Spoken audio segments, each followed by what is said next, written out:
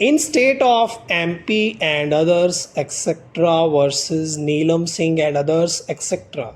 With regard to 2009 SCC 999, the court observed that it is well settled that power of the High Court to issue an appropriate writ under Article 226 of the Constitution is discretionary stop. It has been further stated therein that if there is inordinate delay on the part of the petitioner in filing of petition and such delay is not satisfactorily explained, the High Court may decline to intervene and grant relief in the exercise of its writ jurisdiction. Emphasis was laid on the particular principle of delay and lashes, stating that resort to the extraordinary remedy under the writ jurisdiction at a belated stage is likely to cause confusion and public inconvenience and bring injustice. Thus, the doctrine of delay and lashes should not be lightly brushed aside.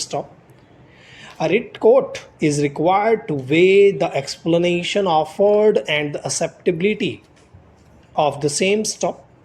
The court should bear in mind that it is exercising an extraordinary and equitable jurisdiction.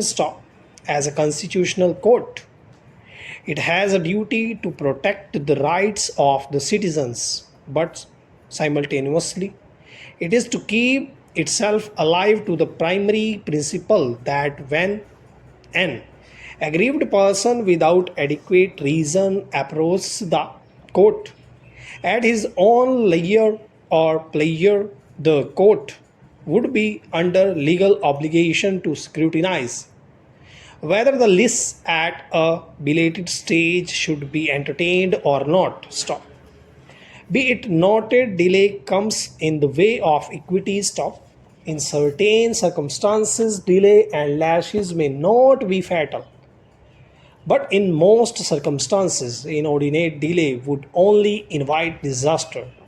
For the litigant who knocks at the doors of the court, delay reflects inactivity and inaction on the part of a litigant who has forgotten the public and basic norms.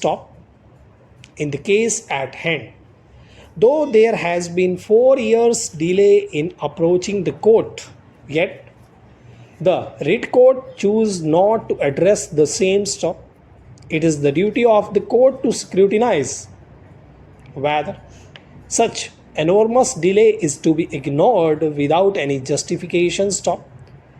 That apart, in the present case, such belated approach gains more significance as the respondent employs, being absolutely careless to his duty, has remained unauthorizedly absent on the pretext of some kind of ill health.